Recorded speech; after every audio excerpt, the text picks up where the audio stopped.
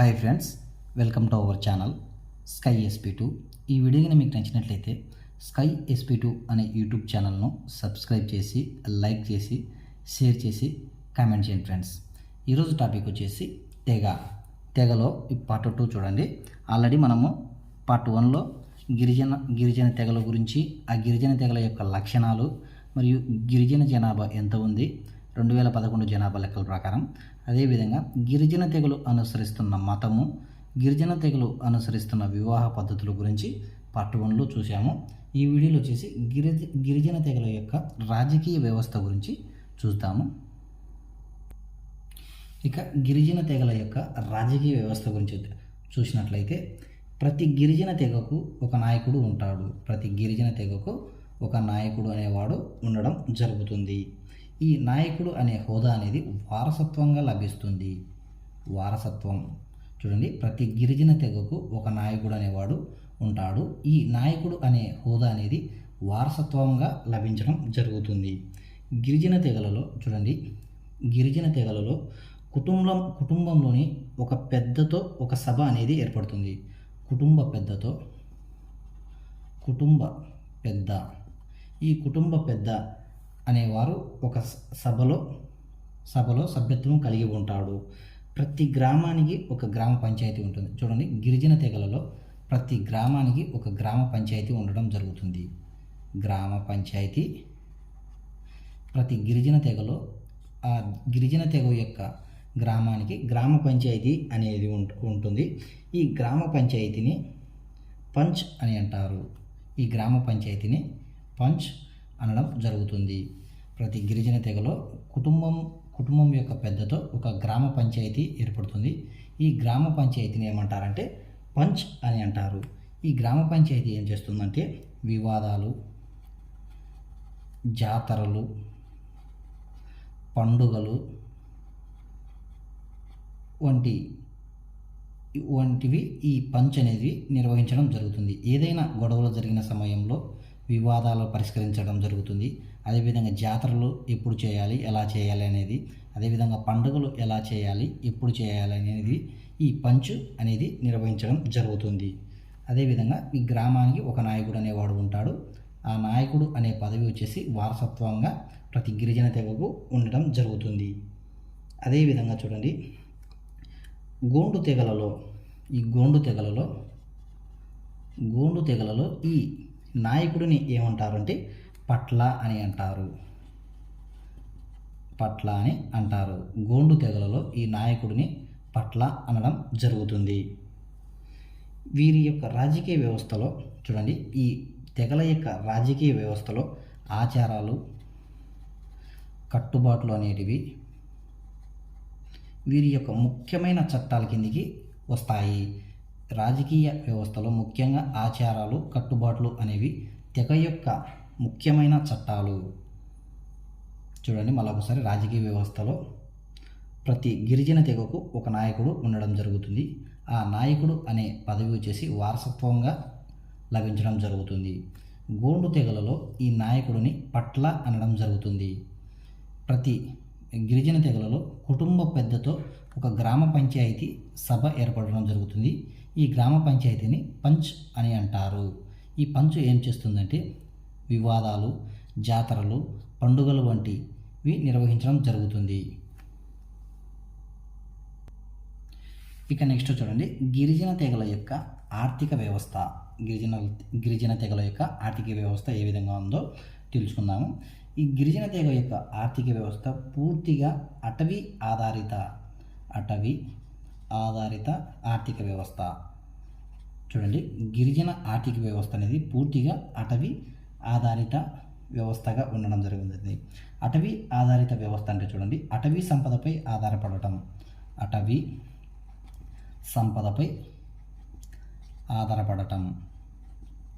అటవీ సంపద అంటే తెలుసు కదా మనకి, కట్టెలు, పోడు వ్యవసాయము, అదేవిధంగా పశుపోషణ ఇవన్నీ అటవీ ఆధారిత సంపద. ఈ కట్టెలు కొట్టడము, పోడు వ్యవసాయం చేయడము, పశుపోషణ అనేటివి ఈ గిరిజన తెగల యొక్క ముఖ్యమైన ఆర్థిక వ్యవస్థ కిందికి రావడం జరుగుతుంది. జాబ్ అనే చూడండి జాబ్ బోస్ అనే చరిత్రకారుడు, బోస్ అనే సమాజ శాస్త్రవేత్త తెగల యొక్క ఆర్థిక వ్యవస్థను 3 రకాలుగా వర్గీకరించడం జరిగింది. చూడండి, బోస్ అనే సమాజ శాస్త్రవేత్త తెగల యొక్క ఆర్థిక వ్యవస్థను 3 రకాలుగా వర్గీకరించారు. ఒకటి వేట, ఆహార సేకరణ, అదేవిధంగా పశుపోషణ. ఇక రెండోది వచ్చేసి పోడు వ్యవసాయము. ఇక మూడోది వచ్చేసి స్థిర వ్యవసాయము. చూడండి, బోస్ అనే సమాజ శాస్త్రవేత్త తెగల యొక్క ఆర్థిక వ్యవస్థను ఎన్ని రకాలుగా వర్గీకరించాడంటే 3 రకాలుగా వర్గీకరించడం జరిగింది. ఆ ఆర్థిక వ్యవస్థలో మొదటిది వచ్చేసి వేట, ఆహార సేకరణ, పశుపోషణ అనేది గిరిజన తెగల యొక్క ఆర్థిక వ్యవస్థకు ప్రధాన లక్షణం. అదేవిధంగా రెండోది వచ్చేసి పోడు వ్యవసాయము, ఇక మూడోది వచ్చేసి స్థిర వ్యవసాయము. ఇవన్నీ వచ్చేసి తెగల యొక్క ఆర్థిక వ్యవస్థ కిందికి రావడం జరుగుతుంది. ఇక 2023-24 బడ్జెట్లో ఆదివాసీల కోసం చూడండి, 2023-24 బడ్జెట్లో ఆదివాసీల కోసం ప్రధానమంత్రి పీవీటీజీ చూడండి పిఎం పీవీటీజీ డెవలప్మెంట్ ప్రోగ్రామ్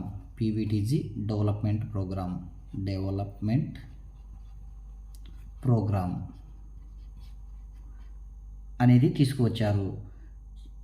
చూడండి, 2023-24 బడ్జెట్లో ఆదివాసీల ప్రయోజనం కోసము ప్రధానమంత్రి పీవీటీజీ డెవలప్మెంట్ ప్రోగ్రామ్ అనేది ఈ ఆదివాసీల కోసం తీసుకురావడం జరిగింది.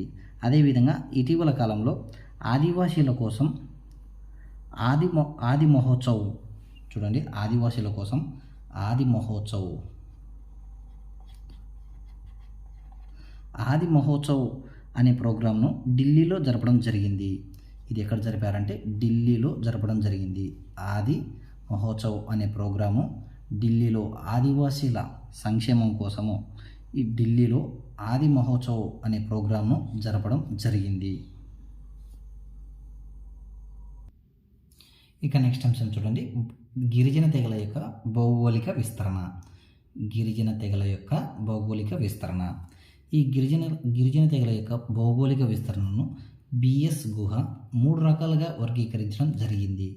చూడండి, బిఎస్ గుహ అనే సమాజ శాస్త్రవేత్త 3 రకాలుగా వర్గీకరించడం జరిగింది. గిరిజన తెగల యొక్క భౌగోళిక వర్గీకరణను 3 రకాలుగా వర్గీకరించడం జరిగింది.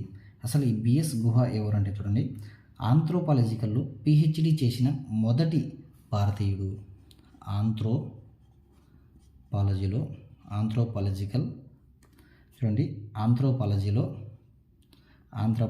మొదటి పిహెచ్డి చేసిన మొదటి భారతీయుడు బిఎస్ గుహ. ఆంథ్రోపాలజీలో పిహెచ్డి చేసిన మొదటి భారతీయుడు ఈయన. గిరిజన తెగల యొక్క భౌగోళిక వర్గీకరణను 3 రకాలుగా వర్గీకరించడం జరిగింది.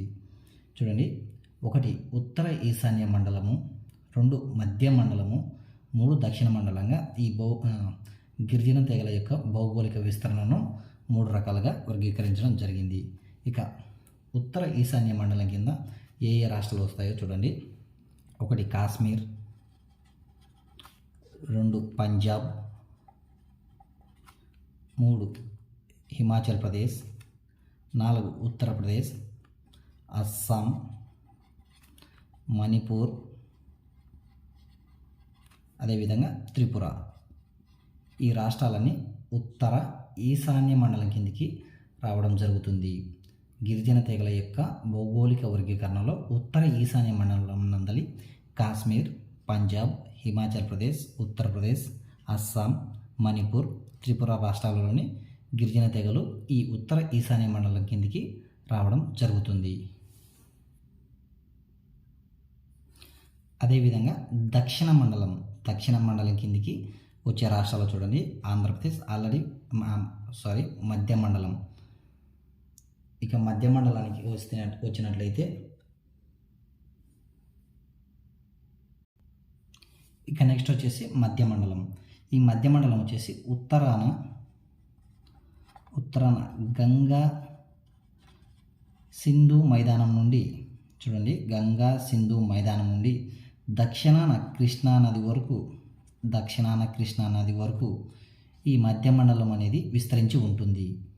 ఈ గిరిజన భౌగోళిక విస్తరణ మధ్య మండలం వచ్చేసి ఉత్తరాన గంగా సింధు మైదానం నుండి కృష్ణానది వరకు ఈ భౌగోళిక విస్తరణ అనేది విస్తరించి ఉంటుంది.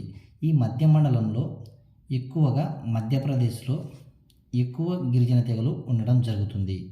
చూడండి, మధ్యప్రదేశ్లో ఎక్కువ గిరిజన తెగలు అనేటివి, గిరిజన జనాభా అనేది ఉండడం జరుగుతుంది. ఇక నెక్స్ట్ దక్షిణ మండలానికి వచ్చినట్లయితే ఈ దక్షిణ మండలం వచ్చేసి ఆంధ్రప్రదేశ్, కర్ణాటక, తమిళనాడు, కేరళ,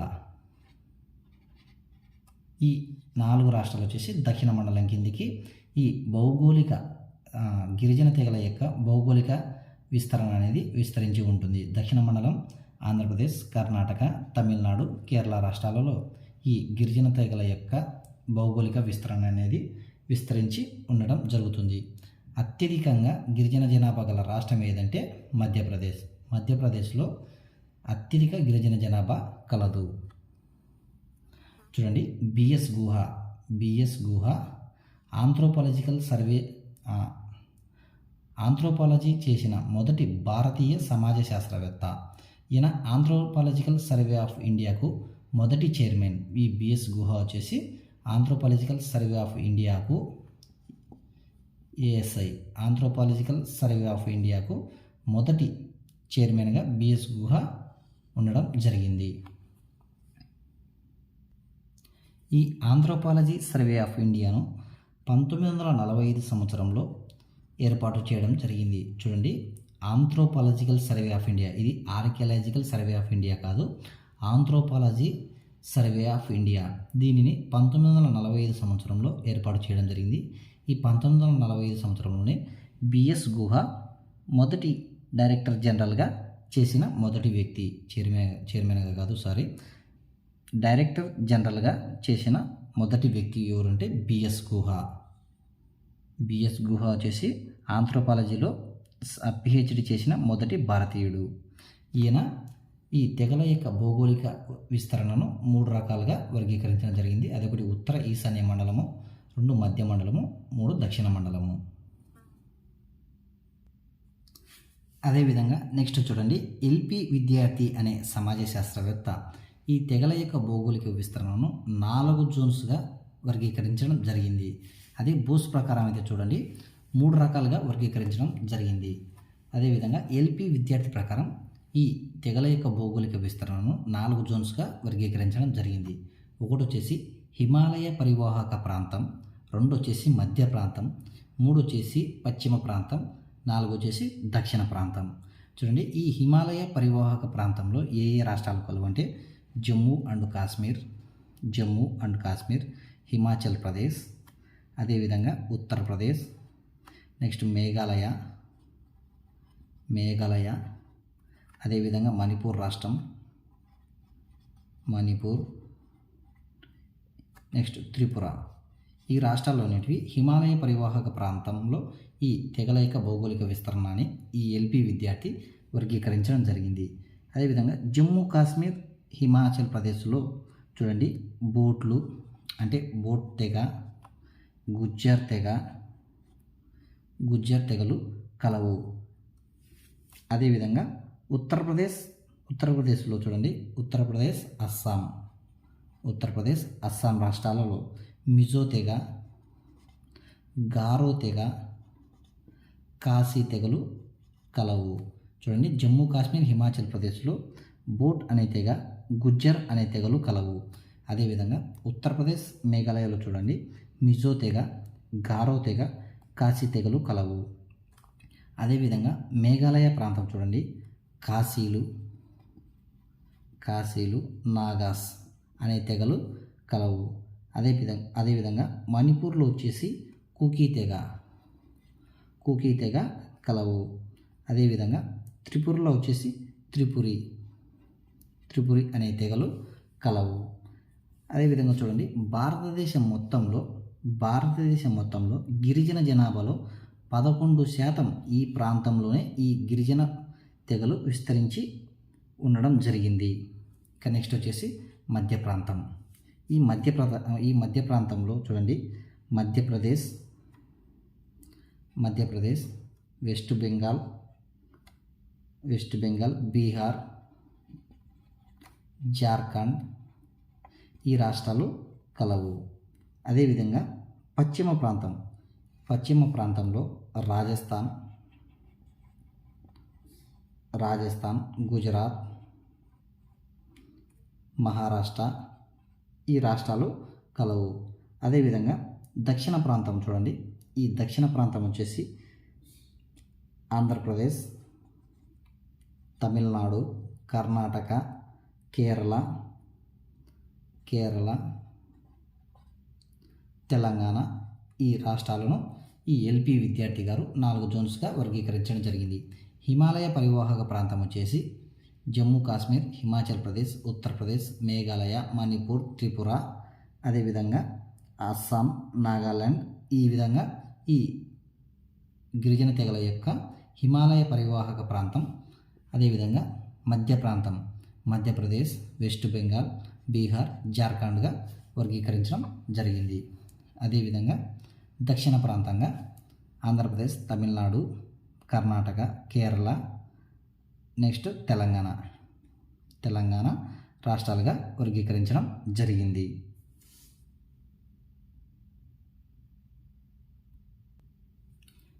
ఇక నెక్స్ట్ చూడండి, రాయబర్మన్ కమిటీ. ఈ రాయబర్మన్ కమిటీ ఎందుకు ఏర్పాటు చేశారు అంటే, భారతదేశంలో ఎన్ని గిరిజన తెగలు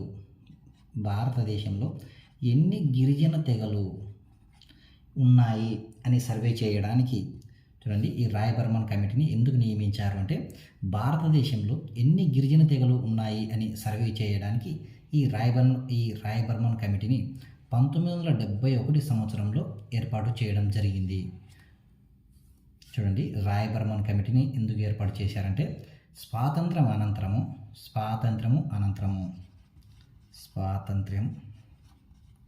అనంతరం భారతదేశంలో ఎన్ని గిరిజన తెగలు ఉన్నాయో అని సర్వే చేయడానికి 1971 సంవత్సరంలో ఏర్పాటు చేయడం జరిగింది.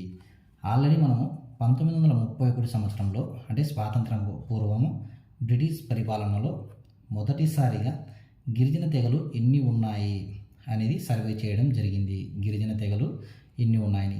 ఈ 1931 జనాభా లెక్కల ప్రకారం భారతదేశంలో దాదాపు 300 గిరిజన తెగలు కలవు అని ఈ 1931 జనాభా లెక్కలు తెలపడం జరిగింది. ఇది ఎప్పుడు అంటే స్వాతంత్రంకు పూర్వము అంటే బ్రిటిష్ పరిపాలన కాలంలో మొదటిసారిగా కులగణన అనేది ఈ 1931 జనాభా లెక్కలలోనే చేయడం జరిగింది. దీని ప్రకారము ఉమ్మడి భారతదేశంలో అంటే భారతదేశం అంటే బంగ్లాదేశ్,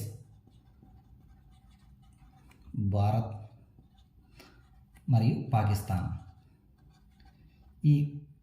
ఈ మూడు కలిపి ఉమ్మడి భారతదేశంగా ఉన్నప్పుడు 1931లో జనాభా లెక్కలు చేసినప్పుడు దాదాపు ఎన్ని గిరిజన తెగలు కలవంటే దాదాపు 300కు పైగా గిరిజన తెగలు కలవు అని ఈ 1931 జనాభా లెక్కలు చెప్పడం జరిగింది. ఇక నెక్స్ట్ స్వాతంత్రం అనంతరము ఈ రాయబర్మన్ కమిటీని ఏర్పాటు చేసి భారతదేశంలో ఎన్ని గిరిజన తెగలు ఉన్నాయో తెలుసుకోవడానికి ఏర్పాటు చేయడం జరిగింది. ఈ కమిటీ తన నివేదికను చూడండి 1971లో ఈ కమిటీని ఏర్పాటు చేస్తే ఈ కమిటీ 1972లో తన నివేదికను సమర్పించింది. 1972లో సమర్పించడం జరిగింది. ఈ నివేదిక ప్రకారం భారతదేశంలో 427 గిరిజన తెగలు ఉన్నాయని ఈ నివేదిక సమర్పించింది. ఎన్ని అంటే 427.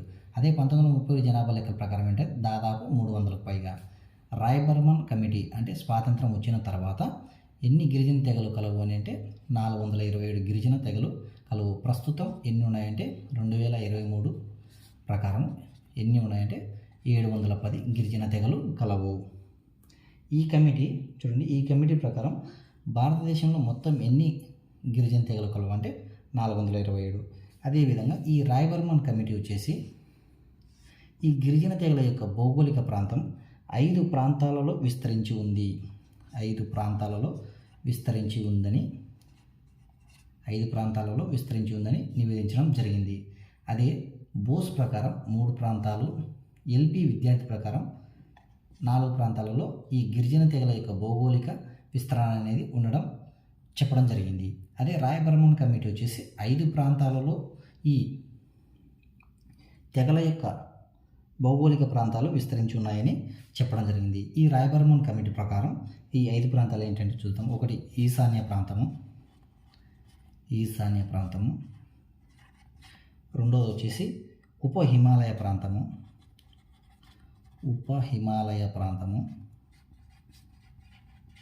ఇక మూడు వచ్చేసి మధ్య తూర్పు ప్రాంతీయ మండలము,